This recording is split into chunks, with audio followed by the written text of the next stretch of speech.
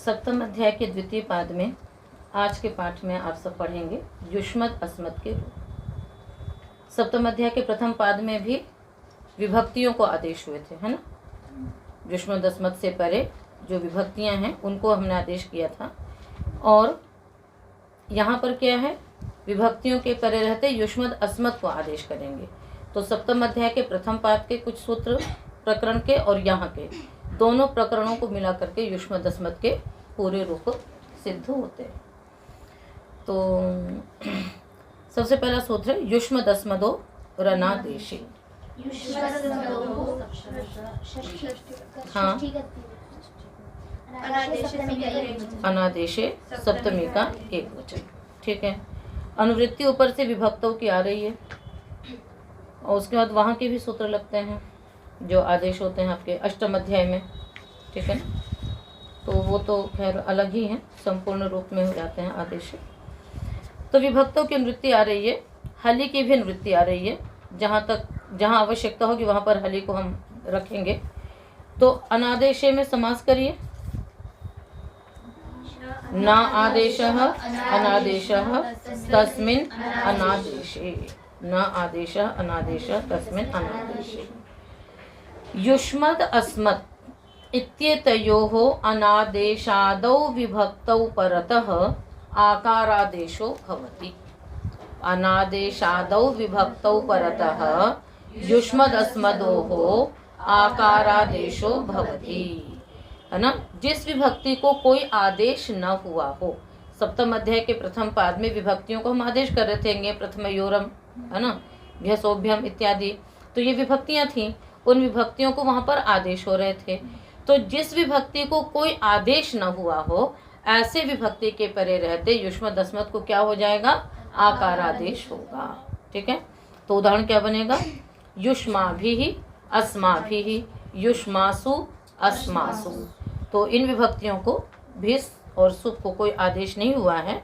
ये दो ही विभक्तियां ऐसी हैं, भिस और सुप, इनको कोई आदेश नहीं हुआ, इसलिए ये अनादेशादि विभक्तियां हैं, ठीक है। तो अंत्य अल को द का आदेश हो जाएगा। तो युष्मद् के द को आ हुआ, युष्म आ, अकः सवर्ण दीर्घः, युष्मा भिस युष्माभिः युष्मासु युष्मासु। इसी प्रकार से अस्मद् का होगा। द्वितीयायां च, द्वितीयायां सप्तमी का एक वचन। युष्मद् अस्मदो की अनुवृत्ति है। युष्मद् अस्मदो 98 तक, अनादेशे 89। अर्थ करेंगे सूत्र का, और अष्टना विभक्तों से आ भी आ रहा है, विभक्तों भी आ रहा है, सबकी अनुवृत्तियां हैं। द्वितीयायां च विभक्तौ परतः, द्वितीयायां च विभक्तौ परतः युष्मद् अस्मदोः आकारादेशो भवति। यहाँ पर अनादेशे का संबंध नहीं लगेगा, ठीक है। तो युष्मद् अस्मद् को आकारादेश होता है द्वितीय विभक्ति को भी परे रहते, द्वितीय विभक्ति के परे रहते भी युष्मद् अस्मद् को आकारादेश होता है। तो यहाँ पर क्या है कि ङे प्रथमयोरम से अम आदेश होता है द्वितीय विभक्ति में, ठीक है। इसलिए क्या बनता है, त्वाम युवाम, है ना। तो ये आदेशादि विभक्ति है, इसलिए ऊपर वाले सूत्र से प्राप्ति नहीं थी, अतः विधान कर दिया। तो बनाइए, सिद्धि कैसे होगी, त्वाम माम युवाम आवाम युष्मान अस्मान। तो त्वाम की सिद्धि कैसे करोगे, अभी सब पीछे पढ़ चुके हैं आप लोग। युष्मद् आगे अम, युष्मद् आगे अम, फिर उस अम को ङे प्रथमयोरम से पुनः अम आदेशी हो जाता है, और क्या होता है इधर, और म आदेश हो जाता है। तब युष्मद् और अस्मद् को त्वमा वे के वचने से त्वमा आदेश होंगे, और दकार के स्थान पे आकार आदेश होगा। तो फिर बन जाएगा त्व आ, अकार सवर्ण दीर्घः त्वाम। इसी प्रकार से युष्मान अस्मान, यहाँ पर भी क्या है, हाँ आगे शस, ठीक है। फिर वहाँ पर क्या होता है, शसोना से शस के सकार को नकारादेश होता है, और इधर आकारादेश होकर के बन जाएगा युष्मान अस्मान। चलिए, प्रथमायाश्च द्विवचने भाषायां, प्रथमायाः षष्ठी का एक वचन, च अव्ययपदम, द्विवचने सप्तमी का एक वचन, भाषायां सप्तमी का एक वचन। सीधा सीधा अर्थ है, प्रथमायाः द्विवचने विभक्तौ परतः युष्मदस्मदोः आकारादेशो भवति भाषायां विषये। है ना, प्रथमा विभक्ति का द्विवचन परे हो तो युष्मद अस्मद को आकारादेश होता है भाषा विषय में, वेद में नहीं, भाषा विषय में। उदाहरण बनाएंगे युवाम आवाम, तो त्वम युवाम, तो उधर क्या होगा, युष्मद है तो युवावो द्विवचने से, है ना, म पर्यंत को आदेश होगा और दकार को क्या हो जाएगा, आकारादेश हो जाएगा। उसके पश्चात अका सवर्ण दीर्घ, तो युष्मा, आगे ये प्रथम योरम से औ को क्या हुआ है, अम आदेश हुआ है। ये प्रथम योरम से पहले क्या हुआ, उसको अम आदेश हुआ। इधर है युष्मद, फिर दकार को आकारादेश हो गया और म पर्यंत को त्व आदेश होगा। अका सवर्ण दीर्घ, त्वा अम त्वाम बन जाएगा। तो त्वाम इसी प्रकार से आवाम भी बनेगा, जहाँ पर आव आदेश होगा वहाँ आवाम बन जाएगा। आव आदेश युष्मत को होगा कि अस्मत को, अस्मत को होगा। तो प्रथमायाश्च द्विवचने भाषायाम। योचि, यह प्रथमा का एक वचन, अचि सप्तमी का एक वचन। यहाँ पर युष्मद अस्मद और अनादेश पूरे को हम लेंगे, अर्थ करेंगे सूत्र का, है ना। अनादेशादौ अजादौ विभक्तौ परतः, अनादेशादौ अजादौ विभक्तौ परतः युष्मदस्मदोः यकारादेशो भवति। अब यहाँ पर आ नहीं है, है ना, यहाँ पर यह विशेष कह दिया गया, इसलिए यह को ले लेंगे हम लोग यहाँ पर, युष्मदस्मदोः यकारादेशो भवति। तो बनाएंगे उदाहरण, त्वया मया, त्वयि मयि, युवयोः आवयोः। अनादेश आदि भी हैं, टा के स्थान पे कोई आदेश नहीं हुआ है, ठीक है, इसीलिए इसको युष्मदस्मदोह में इसको हम लोगों ने उदाहरण नहीं दिया था। तो अजादी विभक्ति यदि होगी तो युष्मद, है ना, आगे क्या है, टा का शेष बचा आ। अब युष्मद अस्मद को यकारादेश होगा तो अलोन्त्य से यहाँ भी लगेगा, तो युष्मय हो गया। और उधर क्या हो जाएगा, त्वमा वेक वचने से त्वमा आदेश होंगे, और जो त्वमा आदेश होते हैं वो म पर्यंत को होते हैं। त्वमा आदेश किसको होते हैं, म पर्यंत को होते हैं। म पर्यंत में भी दो पक्ष हैं, अभी आपको पढ़ाएंगे। एक तो म हलंत तक या म आकार को लेकर के, ठीक है। तो अब यदि हमने यहाँ पर पूरे म पर्यंत को ले लिया तो त्वादेश हो गया, आगे द के स्थान पे यह था, तो त्वय आ त्वया, मय आ मया। इसी प्रकार और क्या है, त्वयि मयि, यहाँ पर भी नी का ई है, फिर वही त्वमा वे के से त्वमा आदेश होकर के त्वयि मयि। और युवयोः आवयोः, यहाँ युवावो द्विवचने से युव और आव आदेश होंगे। उसके बाद फिर या हो गया, है ना, तो युवय आगे ओस, युवयोः और आवयोः।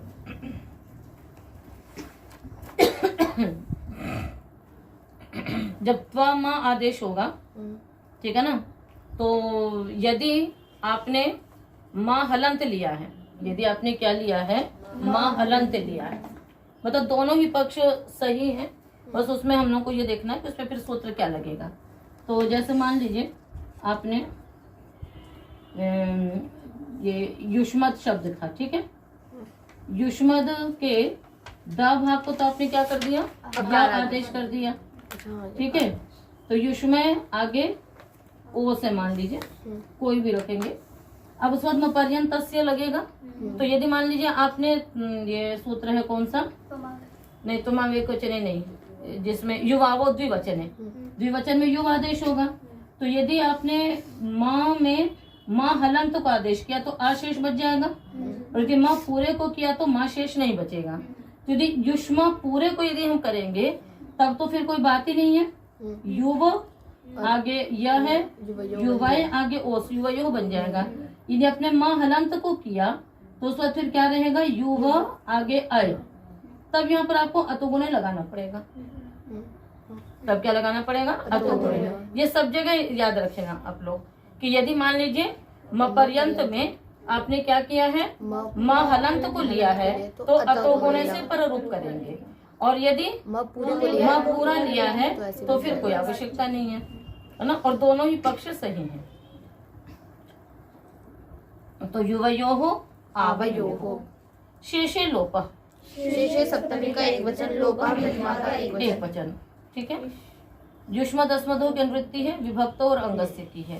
कहते शेषे विभक्तौ परतः युष्मद् अस्मदोः लोपो भवति।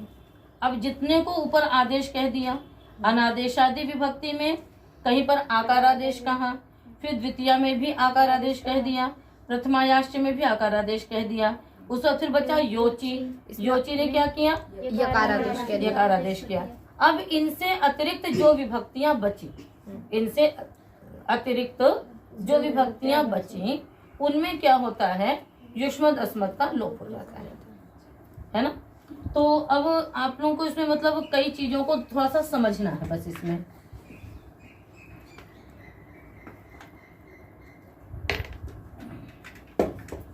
कि 3 कार्य चल रहे हैं, विभक्ति को आदेश चल रहे हैं, त्व म आदेश हो रहे हैं, उधर भी हो रहे हैं ना, एक वचन में त्व म आदेश हो रहे हैं, द्विवचन में युव और आव आदेश हो रहे हैं, और जस में कहीं पर यु य व ये सब आदेश हो रहे हैं।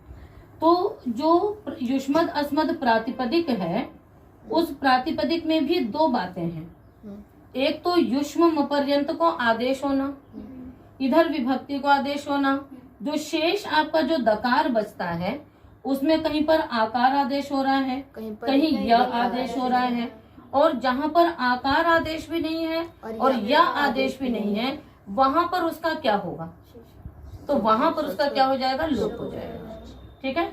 अब उसमें भी क्या है?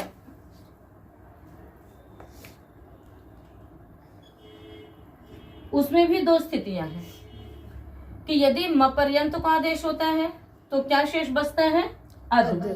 यदि म पर्यंत का आदेश होता है तो क्या शेष बचता है? अद। और यदि म पूरे को होता है तो शेष बचता है द। तो जहां पर आदेश हो गया, वहां पर यदि द को आदेश होगा, म पर्यंत को इधर हुआ, अब बचा तो अतोगुणे लग जाएगा। यदि पूरे म सहित को होगा तो फिर अतोगुणे की आवश्यकता नहीं है। ठीक इसी प्रकार से यदि आप ऐसा मानते हैं कि म में युष्म हलंत को होता है, तो पूरे अद टी भाग का लोप होगा। किसका लोप होगा? अद टी भाग का लोप होगा। और यदि म पर्यंत को होता है, अच सहित को होता है, तो केवल अंत्य लोप होगा। ठीक है। तो इन तीनों को लेते हुए कार्य करते हैं और युष्मद् अस्मद् शब्द की सिद्धियां होती हैं। तो ये जो आदेश है वो भी इसके आगे इसी प्रकरण में पढ़ दिए गए हैं, म पर्यंतस्य युवावो द्विवचन इत्यादि। और इससे ऊपर जो शेष भाग बचेगा उसको आदेश कह दिया, और जहाँ कुछ आदेश नहीं हो रहा वहां पर लोप का विधान कर दिया। तो इन तीनों प्रकरणों को याद में रखते हुए आप एक बार फिर से सारे युष्मद् अस्मद् के रूप सिद्धियां विचार लेना एक बार। ठीक है। तो शेष लोपा समझ में आ गया। इसको उदाहरण देखिए, जैसे त्वम अहम। अब त्वम अहम में क्या है? युष्मद् आगे सु, सु के स्थान पे क्या हुआ? ङे प्रथमयोरम से अम आदेश हो गया, बचा आपका युष्मद् आगे अम। उसके पश्चात क्या किया? त्वमावेक वचने से त्वा आदेश किया, साथ ही साथ म पर्यंतस्य लगेगा। वो अधिकार है, सभी में म पर्यंतस्य बैठेगा। अब आपने यदि म पर्यंत में म पर्यंत को यदि त्वादेश हुआ है तो शेषे लोपा से द भाग का लोप हो गया। क्या बच गया? त्व अम, अमि पूर्व त्वम बन जाएगा। और यदि आपने हलंत को आदेश किया है तो फिर अध भाग का लोप कर देंगे, तो भी त्वम अमि पूर्व उसके बाद लग जाएगा। तो त्वम अहम यूयम वयम, बहुवचन में यूय वय जसी से यूय वय आदेश हो गया, और शेषे लोपा से लोप हो गया टी भाग का। तुभ्यम मह्यम में भी वही स्थिति आपकी, तुभ्यम मह्यम गई, इससे ङे के परे रहते तुभ्यम मह्य आदेश होंगे, और न आकार आदेश हुआ है न यकार आदेश हुआ है, इसलिए यहाँ पर फिर शेष भाग का लोप हो जाएगा शेष लोपा से। युष्मभ्यम अस्मभ्यम में भी, युष्मभ्यम अस्मभ्यम में क्या है? भ्यसोभ्यम से भ्यम आदेश हुआ, इसलिए यहाँ पर आकार आदेश तो होगा नहीं क्योंकि ये अनादेश आदि विभक्ति नहीं है। अब उसके स्थान पर आपने तुभ्य मह्य आदेश कर लिया, वो म पर्यंत को किया। शेष लोपा को उसी दृष्टि से समझ लीजिए कि यदि म पर्यंतस्य में म अच सहित है तो अंत्य लोप होगा, म हलंत है तो टी लोप होगा। तो इस प्रकार से तुभ्यम मह्यम। और त्वत्मत, त्वत्मत में क्या आदेश होता है बोलिए? पंचम्या अत, पंचमी के स्थान पे अत आदेश हो जाता है। तो वहां पर आपने ngasi को अत आदेश कर दिया। शेष यहाँ पर कोई विशेष आदेश नहीं किया गया है, इसलिए युष्मद अस्मद रह गया, टी भाग का लोप हो गया उसमें। तो युष्म आगे अत, फिर वहां पर भी क्या कर लेंगे, अतो गुणे से प्ररूप करके युष्मद अस्मद बन जाएगा। तव ममो ngasi, युष्माकम अस्माकम में साम आकम, उससे आपने सुट सहित को आपने आकम आदेश किया और उसके बाद फिर टी भाग का लोप करके युष्म आकम अकसर दीर्घ युष्माकम अस्माकम। ठीक है, तो बस इसको ध्यान में रखना है कि यदि अंत्य लोप होगा और जहां पर अशेष बच जाएगा तो अतो गुणे लगा लेंगे, जहां नहीं होगा वहां नहीं लगाएंगे। अमी पूर्व से पूर्व रूप होगा ही होगा, और जहां पर टिलोप होगा वहां तो कोई दिक्कत ही नहीं है, जहां टिलोप है वहां पर कोई परेशानी नहीं है। तो इस प्रकार से ये सारे आपके सिद्ध हुए। अब आगे चले, मपर्यन्तस्य। मपर्यन्तस्य षष्ठी का एक वचन। हाँ, मह पर्यन्तः यस्य स मपर्यन्तः तस्य मपर्यन्तस्य। अधिकार सूत्रमिदम्। इतोग्रे वक्ष्यमाणाः आदेशाः मपर्यन्तस्यैव भवन्ति इत्यधिकारो वेदितव्यः। यहाँ से आगे कहे हुए जो भी आदेश हैं युष्मद अस्मद के स्थान पे, वो किसके स्थान पे होंगे, मपर्यंत को होंगे, ऐसा जानना चाहिए।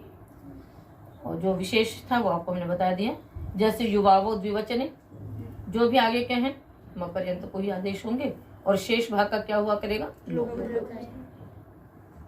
चलिए, युवावो द्विवचने आगे ही सूत्र है। युवावो प्रथमा का द्विवचन, द्विवचने प्रथमा का द्विवचन। युवश्च आवश्यति युवावो। अर्थ करो। युष्मदस्मदोः द्विवचने परतः युव द्विवचने विभक्तो परतः यथा संख्यम युवावो आदेशो भवतः। युष्मदस्मद के स्थान पे यथा संख्य मपर्यन्तस्य, तो लगा लीजिए मपर्यन्तस्य युष्मदस्मदोः युवावो आदेशो भवतः। तो आदेश होगा, सिद्धियां भी आप लोगों ने पढ़ी है ना। तो द्विवचन में कहाँ कहाँ पर हो जाएगा, युवाम आवाम युवाभ्याम आवाभ्याम युवयोः आवयोः, तीन ही तो हैं। प्रथमा और द्वितीया में युवाम युवाम बन जाता है, फिर तृतीया चतुर्थी और पंचमी में युवाभ्याम आवाभ्याम बन जाता है, और फिर सप्तमी में युवयोः आवयोः बन जाता है। कितना मजेदार है ना। आगे चले। अब बार बार तो सिद्धि करने की आवश्यकता नहीं है, युवयोः आवयोः में योची लगा, ठीक है। यूयवयोः जैसे, यूयवयोः प्रथमा का द्विवचन, जैसे सप्तमी का एक वचन। हाँ, यूयश्च वयश्चेति यूयवयोः, बस जैसी सप्तमी है। मपर्यन्तस्य युष्मदस्मदोः यथा संख्यम यूयवयोः आदेशो भवतः जैसे परतः। यूयम वयम, सिद्धियां आप लोगों ने की हुई हैं। त्वाहौसौ, त्वाहौ प्रथमा का द्विवचन, सौ सप्तमी का एक वचन। सौ परतः युष्मदस्मदोः मपर्यन्तस्य यथा संख्यम त्वअह इत्येतौ आदेशौ भवतः। तो क्या हो जाएगा, यहाँ पर सु के परे रहते त्व और अह आदेश होते हैं, तो त्वम और अहम बन जाएंगे। विभक्ति को क्या आदेश हो गया, सु को, ये प्रथमयोरम से अम आदेश हो गया। परमत्वम परमाहम, अतित्वम अत्यहम, सब जगह बन जाएगा, ठीक है ना। परमश्चासौ त्वम च, है ना, परमत्वम परमाहम, कोई विशेष नहीं। तो यहाँ पर क्या था कि त्वा में तो कोई विशेषता नहीं है, किंतु त्वमाव्यय के वचने से एक वचन में भी त्वा ही होता है, इससे भी एक वचन, पर किंतु अहम और म में अंतर आ जाता, इसलिए त्वाहुसौ बना दिया।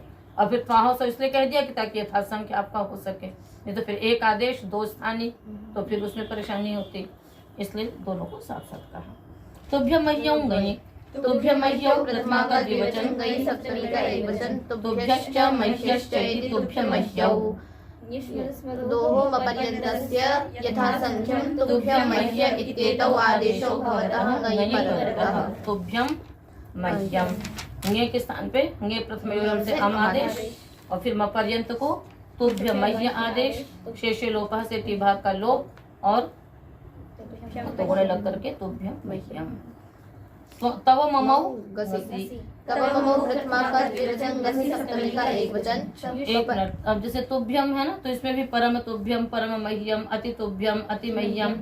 तो यहाँ पर क्या है है कि एक बात और ध्यान में देनी है आपको कि अतितुभ्यम अतिमह्यम में आप वो समास नहीं करेंगी, क्या कहते हैं, अतिक्रांत वाला, अपितु क्या कहते हैं, अति युष्मत् इति अतित्वम, यानी पूजित, है ना, पूजित अर्थ यहाँ पर स्वती पूजाया। तो यहाँ पर अत्यादय क्रांताद्यर्थे से समास नहीं होगा। यदि अत्यादय क्रांताद्यर्थे से समास होगा तो फिर ये शब्द बनेंगे भी नहीं, क्योंकि उसमें से फिर युष्मद और रस्मद अर्थ की प्रधानता नहीं रह जाएगी, तो वो आदेश नहीं होंगे। ऐसी परमश्चासो युष्मच्च इति परमत्वम कर्मधारय समास करेंगे। तो जहां पर युष्मद अस्मद की प्रधानता होगी वहीं पर यह आदेश होंगे। यदि युष्मद अस्मद क्या हो जाएंगे, आपके अप्रधान रहेंगे बहुव्रीहि समास इत्यादि में, तो वहां पर यह आदेश भी नहीं होते हैं। तव ममौ ङसि, तवश्च ममश्चेति तव ममौ, तव ममौ तव मम इत्येतौ आदेशो भवतः मपर्यन्तस्य युष्मदस्मदोः स्थाने ङसि परतः। ङस विभक्ति के परे रहते युष्मद और अस्मद के स्थान पे तव मम ये आदेश हो जाते हैं। तो बन गया तव मम, तव मम। ङसि का क्या था, ङसि के स्थान पे, ङस के स्थान पे क्या आदेश हुआ, हो गया। ङस का अस था ना। तव मम, अन्यत्र सब जगह विभक्तियां हैं, तो तव मम का ङसि कहाँ गया आपका, अच्छा, अत आदेश होगा ना, नहीं पंचम या पंचमी नहीं है ना, षष्ठी है।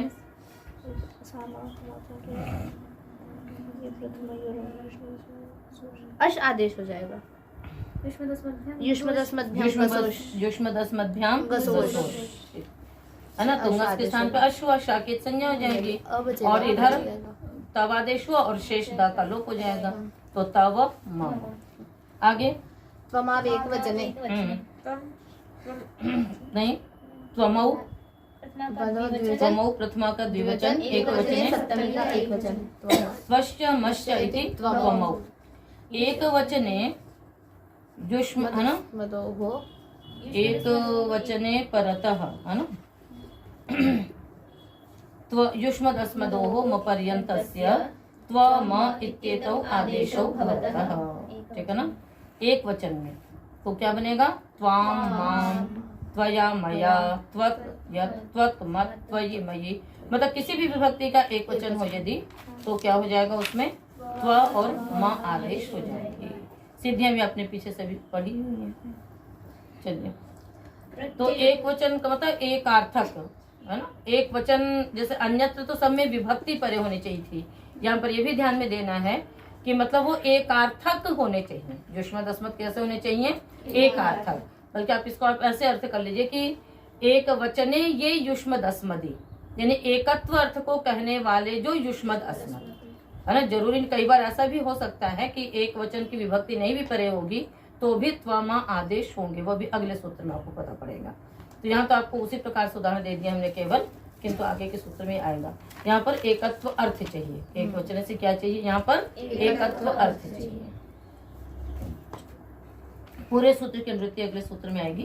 प्रत्ययोत्तर पदयोश्च, प्रत्ययोत्तर पदयोः सप्तमी का द्विवचन, प्रत्ययश्च उत्तर पदञ्च इति प्रत्ययोत्तर पदे तयोः प्रत्ययोत्तर पदयोः।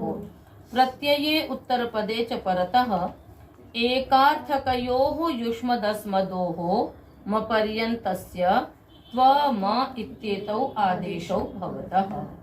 प्रत्यये उत्तर पदे च परतः, प्रत्यय और उत्तर पद परे हो तो एकार्थक जो युष्मद और अस्मद हैं, है ना, उनको ही मपर्यंत को त्व और म आदेश होंगे, है ना।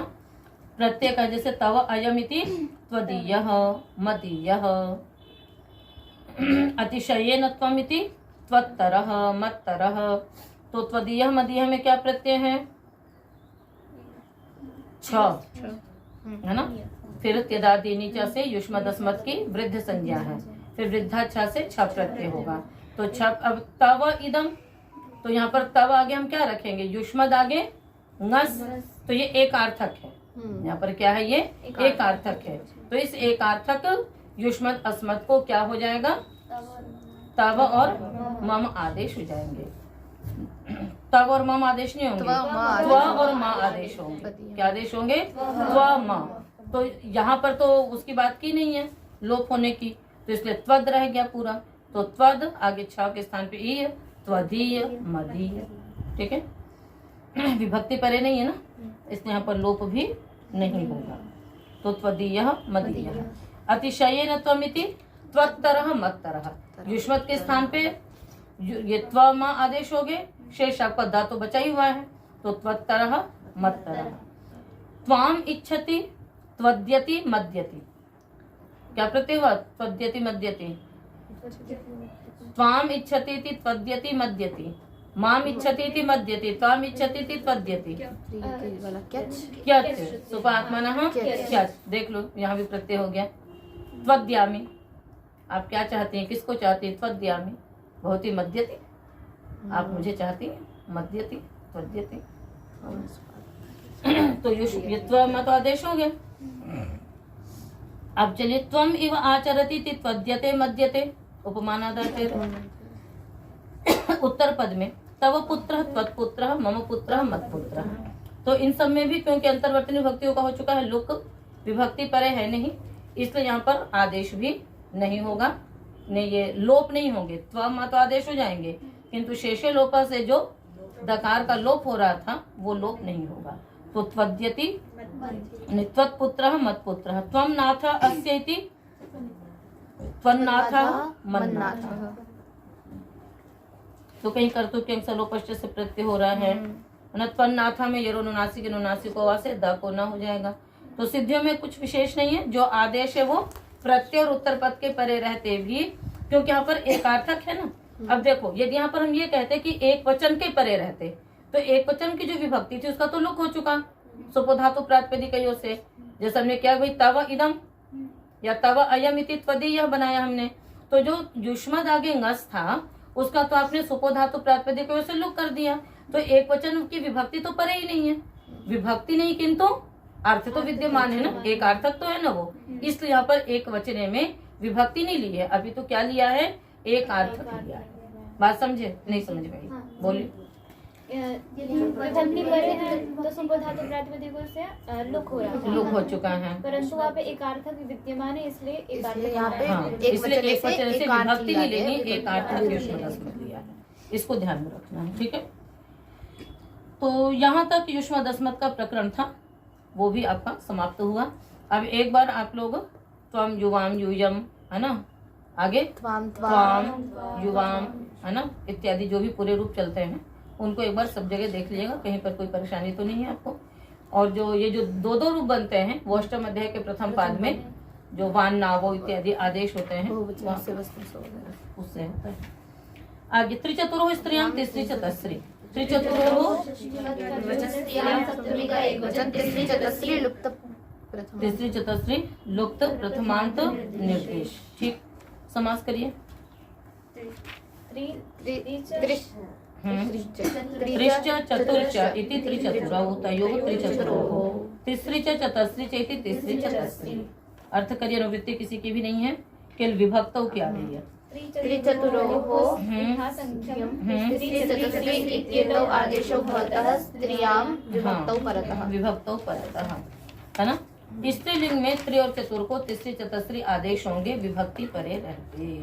उदाहरण बनेगा तिसरा चतस्रः तिसरी भी चतस्री भी। तो तिसरी भी चतस्री में तो सीधा सीधा है, तिसरी भी तीसरा में क्या लग जाएगा, अचिररितः। आजादी विभक्ति परे हो तो रिकार को रेफ आदेश हो जाएगा। तो अभी आगे सिद्धि इसकी कर लेंगे। अचिररितः, सप्तमी का एक वचन, र लुप्त प्रथमांत निर्देश, ऋतः षष्ठी का एक वचन, ऋतः षष्ठी का एक वचन। अजादौ विभक्तौ परतः तिसरी चतस्री इत्येतयोः ऋकारयोः रेफादेशो भवति। आजादी विभक्ति परे हो तो तीसरी चतस्री के रिकार को रेफ आदेश होता है। तो तीसरी आगे अस, तीसरे के री को रेफ आदेश हो गया, क्या बन गया, तिस्र अस तीसरा बन जाएगा। ठीक है, इसी प्रकार से तीसरा तिष्ठन्ति, तीसरा पश्य, चतस्रः तिष्ठन्ति, चतस्रः पश्य, है ना। तो क्यों यहाँ पर एक से अनादेश नहीं हो सकता था? तीसरी आगे अस, तीसरा तीसरी अस, ये अनादेश होकर के तो तीसरा बन सकता था, नहीं बन सकता था। प्रथमयो पुरुष सवर्ण की प्राप्ति हो जाती ना अक से उत्तर, इसलिए यहाँ पर अलग से रेफादेश का विधान करना पड़ा। ठीक है, चलें आगे। नहीं, अभी आगे देखिए। प्रिय तीसरा आनय, प्रिय चतस्र आनय, है ना। क्या विभक्ति करोगे, विग्रह करोगे प्रिय तीसरा में? प्रियाः तिस्रः यस्य स प्रिय तीसरः, ठीक है ना। तो प्रिय तीसरः आनय, प्रिय तीसरः स्वम, प्रिय चतस्रः स्वम, प्रिय तीसरी निधेहि, प्रिय चतस्री निधेहि। तो सर्वत्र क्या हो रहा है कि जैसा आपने यहाँ पर किया ना, प्रिय तीसरः स्वम, प्रिय चतस्रः स्वम, ये कहाँ का रूप है पता है? षष्ठी का एक वचन है। तो षष्ठी के एक वचन में क्या होता है? ऋत उत लग जाता है, जैसे पितु बनाते हैं, तो यहाँ पर फिर वही बनने लगता है तिसुहु चतसुहु। तो तिसुहु चतसुहु ना बने, अपितु यहाँ पर भी रेफ आदेश हो जाए तो क्या हो जाएगा? चतस्र, आगे अस तो चतस्र रह जाएगा। तो ये उदाहरण इसलिए दिए क्योंकि ngसी ngस इत्यादि तो एक वचन में आते हैं और तीसरी चतस्री तो नित्य बहुवचनांत शब्द हैं, तो इसलिए बहुव्रीहि समास करके भी आपको उदाहरण दिया गया। क्योंकि प्रिय है तीन जिसको, वो तो एक ही होगा, प्रिय है चार जिसको, वो तो एक ही होगा। तो प्रिय चतस्रः स्वम, प्रिय है ना तीसरा स्वम, प्रिय तीसरी निधेहि, प्रिय है तीन जिसको, है ना, उसमें इसको रखो तो प्रिय तीसरी। तो यहाँ पर ऋतु होंगी, सर्वनाम स्थान है, उससे गुण की प्राप्ति हो जाती है। इसलिए कहा कि कोई भी आजादी विभक्ति परे होगा तो री को रेफ आदेश हो जाएगा। तो ना तो वहां पर उकार होगा, ना वहां पर गुण होगा, ना वहां पर यनादेश होगा। ये तो यनादेश का ही हुआ एक प्रकार से, और नहीं वहां पर पूर्व सवर्ण दीर्घ होगा। जहां भी होगा सर्वत्र रेफ आदेश हो जाएगा, तो बन जाएगा। आगे चलें। जरायाः जरसन्यतरस्याम, जरायाः षष्ठी का एक वचन, जरसी सप्तमी का एक वचन, जरस प्रथमा का एक वचन, अन्यतरस्याम सप्तमी का एक वचन, अचि की वृत्ति है। अचि परतः जरायाः जरस आदेशो भवति अन्यतरस्याम। अच के अजादि विभक्ति परे रहते जरा के स्थान पे जरस आदेश होता है, इसलिए दो रूप बनते हैं, जरा जरा, जरे, जरसौ। तो जहाँ जहाँ आजादी विभक्तियां मिलेंगी वहां पर जरस आदेश हो जाएगा। जरसा, जरया, जरसे, जरायै, है ना। जरायाः जरसः रूप बनते जाते हैं, जरसी, जरायाम, जरसी, इस प्रकार से रूप बनते हैं। तेदादि नाम, तेदादि नाम षष्ठी का बहुवचन करो आगे। तेदादि नाम, तेदादि नाम षष्ठी का बहुवचन कहाँ दिमाग है? बस करें। अह प्रथमा का एक वचन, इतना प्रसिद्ध सूत्र, अर्थ करो। तदादीनाम अंगानाम विभक्तौ परतः, किसी भी विभक्ति के परे रहते तेदादि अंग को अकारादेश होता है। उदाहरण आप लोगों ने सब पढ़े हुए हैं, बोलिए। सह, है ना, यह, स्यः, स्यः त्योत्ये, सह तौते, यह यौये, एषः एतौ एते। सर्वत्र जो भी अंत्य अक्षर है द, है ना, अलोन्त्यस्य से फिर अंत्य के स्थान पे हो जाता है। सिद्धियां सब आपने पढ़ी हुई है ना, बार बार उसको करने की आवश्यकता नहीं है। जैसे तत् शब्द था तो तत् के दकार को अकारादेश किया तो गुणे से पररूप तदोसा सावरंत्य से सा आदेश होता है तो सा बन जाता है। तौ इत्यादि में, तो सभी में ही सिद्धियां आप लोग देख लीजिएगा। किमः कह, किमः षष्ठी का एक वचन, कः प्रथमा का एक वचन, हाँ। किम इत्येतस्य स्थाने क इत्ययम् आदेशो भवति विभक्तौ परतः, कः कौ के। किम आगे सु, किम को का आदेश हो गया, विभक्त विसर्ग कः। किम आगे औ, क, फिर वृद्धि रेची, कौ के। चलिए आगे। कुति हो, प्रथमा का एक वचन, अब क आदेश होता है, क क्योंकि अनेकाल है इसलिए पूरे किम के स्थान पे होता है, ठीक है ना। हाँ, तिहो सप्तमी का द्विवचन, समास करिए। तिहो क्या है? हश्च इति, हाँ। तकारादौ हकारादौ च विभक्तौ परतः किमः कु इत्ययम् आदेशो भवति। तकारादौ हकारादौ, तकारादि और हकारादि विभक्तियों के परे रहते किम को कु आदेश होता है। तो ती से वही तकारादि लेना है। कौन सी विभक्ति है भाई तकारादि और हकारादि? सु औजस अम और शस्ता भ्याम्भ्यस ङे भ्याम्भ्यस ङसे भ्याम्भ्यस ङस ओसम ङी ओसो। न तो कोई तकारादि न कोई हकारादि है। हाँ हाँ बोलो बोलो ठीक। तहसील इत्यादि है ना, वहाँ पर प्रागदिशो विभक्ति से विभक्ति संज्ञा होती। शाबाश। तो क्या उदाहरण बनेगा? कुतः पुत्र सप्तम्यास्त्रल हा से है ना, कौन सा वो है ना प्रत्यय होता है हा। हा कौन सा प्रत्यय बताओ? वाह च छंदसी, उससे हा प्रत्यय होता है तो बन जाता है वाति। वह लुप्त प्रथमांत निर्देश अति सप्तमी का एकवचन। हाँ। अतिपरतः किमः क्व इत्ययम् आदेशो भवति है ना। अत के परते किम को क्व आदेश होता है। क्व गमिष्यसि क्व भोक्ष्यसे, कहाँ है क्व? ये अत क्या है?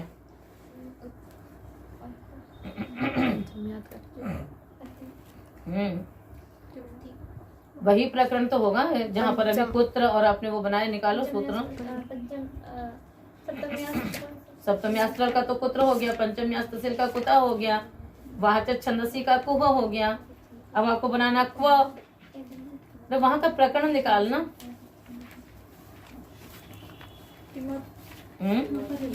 किमोत क्या है? किमोत, उससे अत प्रत्यय होगा, उसी अत के परे रहते क्या हो जाएगा? क्व आदेश हो जाएगा। तो क्व अत, अतो गुणे से पररूप होगा, क्या बन जाएगा? क्व। क्व गमिष्यसि क्व भोक्ष्यसे, कहाँ जाओगे कहाँ खाओगे? तदोह सह, तदोह षष्ठी का द्विवचन, प्रथमा का एकवचन सप्तमी का एकवचन, अनंतयोः षष्ठी का द्विवचन, अनंत्योः षष्ठी का द्विवचन। अन्ते भवम अंत्यम न अंत्यम अनंत्यम तयोः अनंत्ययोः। अनंत्ययोः तकार दकारयोः स्थाने सकारादेशो भवति सौ परतः। सुपरे हो अनंत्य तकार दकार को सकार आदेश होता है ना। ता और द अंत्य में नहीं होने चाहिए, अनंत्य होने चाहिए। बनाओ उदाहरण।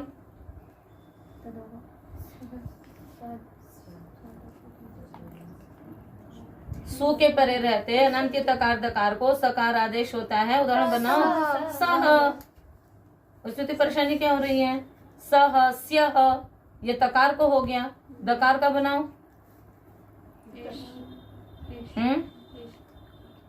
एशा भी तो त का है, एतत के दा को तो अकार आदेश हो जाएगा, ए तो बन जाएगा।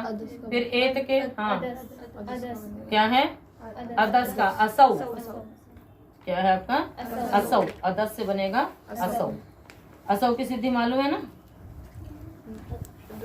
एशा में फिर वही आदेश प्रत्यय से मूर्धन्य आदेश भी हो जाएगा, ठीक है ना, क्योंकि आदेश का सकार है। और असौ में क्या लगेगा? अदस औ सुलोपश्च से सु को औ नहीं, अकार को औ आदेश होगा और सु का लोप हो जाएगा, तो क्या बन जाएगा? असौ, ठीक है। उस पर फिर वृद्धि भी होगी।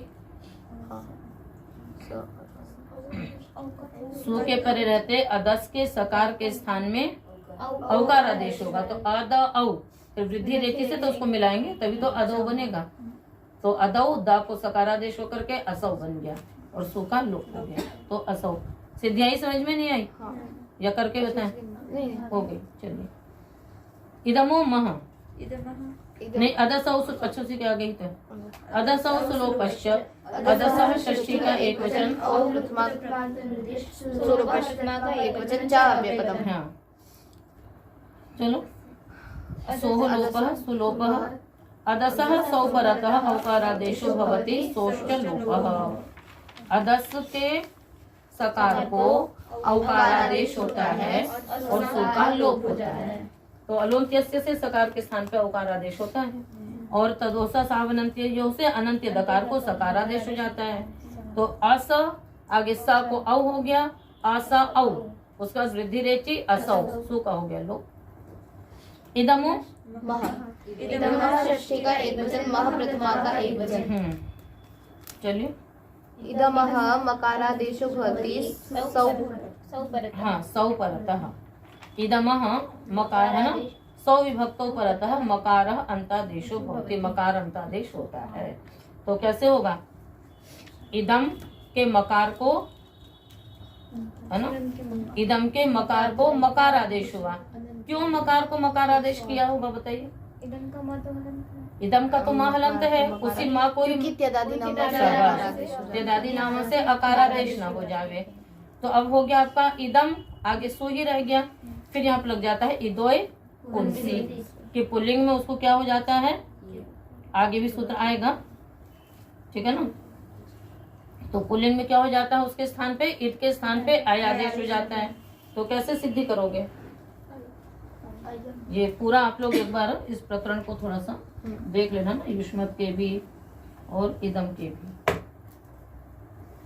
इदम शब्द है ना, इदम आगे सु है, फिर सु के पहले माँ को तो मई आदेश हो गया, फिर यहाँ पर लग गया इदोय पुंसी, पुल्लिंग में ईद के स्थान पे आय आदेश हो गया। तो क्या होगा, है ना, आय आदेश हुआ ईद के स्थान पे और अम उसमें मिल गया तो अयम बन गया। क्या बन गया आपका? अयम बन गया।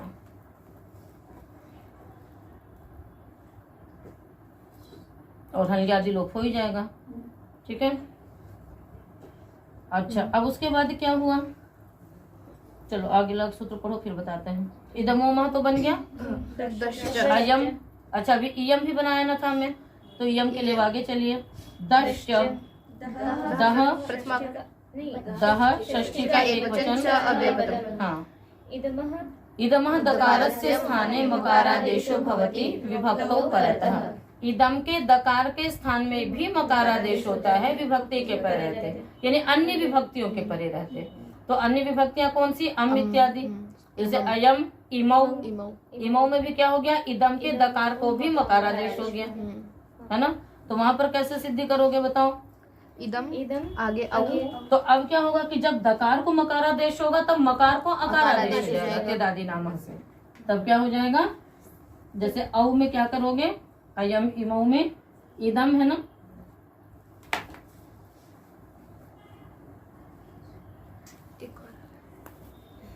एक और है, बस दुकान लगा दो इसकी, ठीक, ये सबसे अच्छा था, पहले से फिर आती है। इदम आगे औ है, तो जब इदम के दकार को मकारादेश होगा तब मकार को त्यदादि नाम से अकारादेश होगा। तब क्या स्थिति हो जाएगी आपकी? इम अतो गुण से पररूप हो जाएगा, इम औ वृद्धि रेचि इमौ, है ना। तो अयम इमौ आगे इमे जैसे रूप बनते हैं उस प्रकार से बनाएंगे, ठीक है। तो यहाँ पर इसी प्रकार से इमम में भी वही स्थिति आएगी, है ना। इमम में क्या होगा, यहाँ पर भी त्यदादि नाम से अकारादेश होगा और अम को अमि पूर्वा से इमम बन जाएगा। तो इमम, इमौ, ईमान। तो ये ईमान में तस्मात् सोना पुंसी लगेगा। तो ऐसा नहीं है कि सर्वनाम प्रकरण में वो वाले सूत्र नहीं लगते हैं, प्रथम पुरुष अवर्ण या तस्मात् सोना पुंसी इत्यादि। वो जो सुबंत प्रकरण के सूत्र हैं और ये संधि के सूत्र हैं, वो सर्वनाम प्रकरण में भी जहां जहां जैसे जैसे प्राप्त हैं, अंग आप इत्यादि वो सब लगते जाते हैं, ठीक है। दश्च हो गया, यह सौ, हाँ। इदमः की निवृत्ति है, ठीक है, दह की भी निवृत्ति है। अर्थ होगा सूत्र का, इदमः दकारस्य स्थाने यकारादेशो भवति सौ परतः। इदम के दकार के स्थान में यकार आदेश होता है, सु के परे रहते। तो इयम स्त्रीलिंग में बन जाएगा, क्योंकि पुल्लिंग में आय आदेश कर दिया उसी के स्थान पे। तो इदम के दकार को यकार आदेश हुआ, तो इय, माँ को अ हो गया, इय आगे अम, तो इयम बन जाएगा। तो इयम की सिद्धि हो जाएगी, ठीक है। तो इदमो मह से मकार को मकार कहा हुआ है, तो इसमें इमम, ठीक है। तो यहाँ पर क्या होगा, इमम, इयम बना रहे हो ना, तो यहाँ पर दकार को यकार होगा और ऊपर वाले सूत्र से इदमो मह से मकार को मकार भी होगा, तो क्या बनेगा, इयम। क्या बनेगा, इयम, ठीक है ना। इयम सु के पैर से बना रहे ना, तो इयम बनेगा। अनाप्य कहा, इदोय पुंसी, इदोय पुंसी, इदः षष्ठी का एक वचन, अय प्रथमा का एक वचन, पुंसी सप्तमी का एक वचन। हाँ। पुंसी सौ परतः इदः अय इत्ययम् आदेशो भवति। पुल्लिंग में इद को अय आदेश होता है, सु के परे रहते हैं। अभी हमने सिद्धि की थी अयम, दकार को मकार को मकार और ठीक है ना। आगे अनाप्य कहा, अनापि हाँ, सप्तमी का एक वचन अकः षष्ठी का अन लुप्त प्रथमांत निर्देश, आपी सप्तमी का एक वचन, अकः षष्ठी का एक वचन। न विद्यते ककारः यस्मिन्, न विद्यते ककारः यस्मिन् तत् अक तस्य अकः, जिसमें ककार नहीं है, यानी वही अकच नहीं होना चाहिए, ककार नहीं यानी अकच नहीं होना चाहिए। अनुवृत्तियां हैं इदः इदमः विभक्तौ, इदमः है ना, अककारस्य इदमः इद्रूपस्य स्थाने, अककारस्य इदमः इद्रूपस्य स्थाने अन इत्ययम् आदेशो भवति आपि विभक्तौ परतः। तो आप संज्ञा किसकी आपको मालूम है? तृतीया के टा से लेकर के सुप के प तक पूरा आप आ जाएगा, सुप का प। तो ये पूरा यहाँ से लेकर के यानी आपके परे रहते अककार यानी जिसमें अकच न हुआ हो, ऐसे इदम के इद भाग को अन आदेश हो जाता है। इसीलिए अनेना आभ्याम से लोप होगा, तो अनेना आभ्याम अहि। आगे अब जहाँ जहाँ रहेगा वहाँ वहाँ होगा, बाकी फिर अलग अलग आदेश हो जाएंगे। जहाँ लोप होना होगा वहाँ लोप होता जाएगा, हली लोपा लग जाएगा ना, हल के परे रहते लोप हो जाएगा उसका। तो ये समझ में आ गया आपको? अनाप्य कहा, काफी लंबा स्थान इसने ले लिया है ना, तृतीया से लेकर के पूरे विभक्तियों को ले लिया, तो उसमें क्या आदेश हो जाएगा? अनादेश हो जाएगा। ठीक है, बस वो अकच नहीं होना चाहिए। तो अनेन, अन आगे ता के स्थान पे आदेश हो गया, अनेन इत्यादि बन जाएंगे। आगे चलें। हाँ चलिए। अककारस्य इदमः इद्रूपस्य लोपो भवति हलादौ विभक्तौ परतः। अककार यानी जिसमें अकच न हुआ हो, ऐसे इदम के इद भाग का लोप हो जाता है हलादी विभक्ति के परे रहते। अब हलादी विभक्तियां ढूंढिए फटाफट। भ्याम भिस, उसके बाद फिर भ्याम भिस भ्याम भ्यस, फिर उसके स्थान पे स्य आदेश हो गया, वो भी हलादी हो गया। सुप हो गया तो वो भी हलादी हो गया, इसलिए वहां पर क्या हो जाता है? इदम आगे भ्याम, ठीक है, फिर क्या हो गया? इदम के इद भाग का लोप हो गया। यहाँ पर तो लोप होना है, इदम के इद भाग का लोप होना है। और क्या होगा फिर? अम बचेगा, मकार का लोप हो जाएगा। वहाँ लगेगा तेदादी नामा, जहाँ वो नहीं लगेगा वहाँ तेदादी नामा लगेगा, दीर्घ हो जाएगा। तो सुपिच उससे तेदादी नामा से आदेश हुआ और ईद के इद भाग का लोप हो गया, शेष बच गया अ को सुपिचा से दीर्घ हो गया। आभ्याम है ना, इस पर से आभ्याम, अनेना आभ्याम अहि, अस्मात् नहीं अस्मयी, अस्मयी भी क्या आपका स्मयी आदेश हो गया, ये भी हलादी हो गया। स्मात हो गया, वो भी हलादी हो गया। सिया हुआ, वो भी हलादी। स्मिन हो गया, वो भी हलादी। सारे तो हलादी हो गए, बस केवल ओस रह गया और टा रह गया, शेष तो सारे हलादी हो गए। समेत भाग का लोप, इदमो इससे तेदादी नामा सकार आदेश, आगे जो जो प्राप्त था वो होता गया। तो अस्मयी, अच्छा अस्मयी में उससे दीर्घ नहीं हो सकता था सुपिचा से? नहीं, वो क्यों? हाँ, तो सा उसमें आता नहीं है, इसलिए तो फिर अस्मयी आभ्याम एभ्यः, अस्मात् आभ्याम एभ्यः, अस्मिन् अस्य अनयोः, यहाँ अनादेश हो जाएगा। तो अनादेश केवल दो जगह हुआ, ओस में और टा में, बस। तो इदम की भी पूरी सिद्धि हो गई, हलादी विभक्ति के पहले लोप हो गया, शेष अनादेश हो गया। तो जब सर्वनाम के रूप आप लोग रूप दोहराया करो ना, तो ये 2-3 ही सूत्रों में पूरा इदम शब्द बन गया, ठीक है। और उधर के तो उन सूत्रों को वहां पर नोट कर लो, तो जब भी आप रूप दोहराइए तो उन सूत्रों को उसी में तुरंत दोहरा लीजिए, क्योंकि थोड़ा सा अस्पष्ट मतलब दिमाग से उतर जाता है कि कहाँ कैसे हो गया, क्या लोप हुआ। सूत्र बहुत सरल है, कुछ विशेष नहीं है। आगे चलिए। अब फिर धातुओं का प्रकरण आ गया।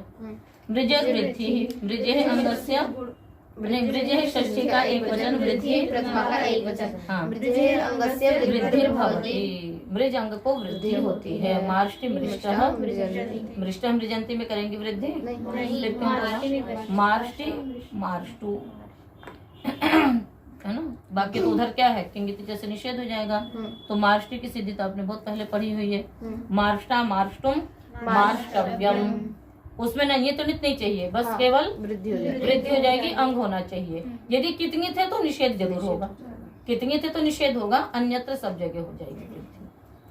चले, अचोनिति एक वचन, मीने के सप्तमी का एक वचन। ञश्च नश्च इति ञणौ, ञणौ इत्यस्य सञ्ज्ञित् तस्मिन् इति णिति प्रत्यये परतः अजन्तस्य अंगस्य वृद्धिर्भवति। यित् प्रत्यय के परे रहते अजंत अंग को वृद्धि होती है। हाँ, तो यित् का देखिए, निचायः एकः तण्डुल निचायः, द्वौ शूर्प निष्पावौ, कारः हारः भागः, ये सब उसके बनेंगे नहीं। नित कह गहु गावो गावः, सखायो सखायः, जैत्रम यौत्रम चौत्नः। तो जैत्रम यौत्रम चौत्नः में क्या है आपका, वही जैत्रम यौत्रम में सर्वधातु भी ष्टन से ष्टन प्रत्यय होता है और बहुत बाहुलक से नित माना जाता है, उनादेव बहुलम से, इसलिए इनको वृद्धि हो जाती है। शीर्ष सिद्धि आपकी सब पढ़ी हुई है तृतीय अध्याय में, आप उनको निकाल के देखिएगा। अतोपधायाः, अतः षष्ठी का एक वचन, उपधायाः षष्ठी का एक वचन। यनिति प्रत्यय परतः अंगस्य उपधायाः अकारस्य वृद्धिर्भवति। हाँ, नितित प्रत्यय के परे रहते अंग की उपधा आकार को वृद्धि होती है। उदाहरण पता है आपको, पाठकः, भागः त्यागः त्यागः, नित का है पाचयति पाचकः, पाठयति पाठकः, अणुबोल है, निच है, ये सब नित्य हैं और नित में ध्यान इत्यादि है। सिद्धियां कराने की आवश्यकता है भागा की, पढ़ी भागा की सिद्धि की नहीं, कब पढ़ी है? प्रथम अध्याय। पक्की है, अभी तक याद है? चलिए, तद्धितेषु चामादेः, तद्धितेषु सप्तमी का बहुवचन, अजाम षष्ठी का बहुवचन, आदेः षष्ठी का एक वचन। यनिति की नृत्य आ रही है, अचह की भी आ रही है।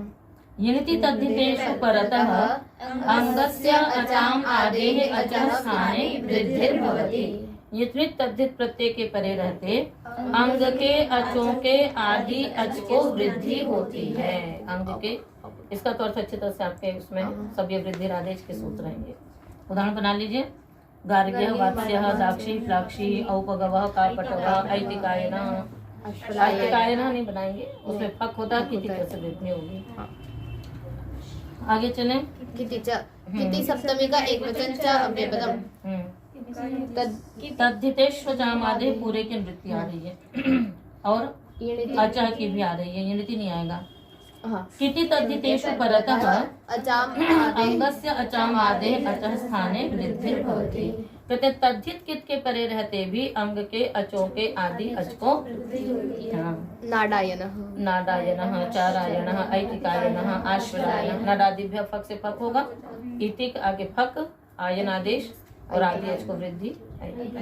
तो तद्धित में कित को वृद्धि का अधिकार दे दिया गया, नहीं तो बेचारा कित प्रत्यय तो हमेशा गुण वृद्धि से इसको दूर ही रखा जाता था। कित हो गुण नहीं होगा, कित हो ना गुण और वृद्धि न उसके अंदर कोई गुण आ सकता न उसके अंदर वृद्धि हो सकती, उसको निषेध ही कर दे रहे थे। पर ध्यान देना, जो जागता रहेगा है ना, उसको कित में गुण हो जाता था। तो इसलिए हमेशा जागते जरूर रहना चाहिए, जागरूक जुड़ना। अस्तु, तो ये आपका सप्तम अध्याय का द्वितीय पाद समाप्त हुआ। ठीक है, और आज का पाठ यहीं पर समाप्त भी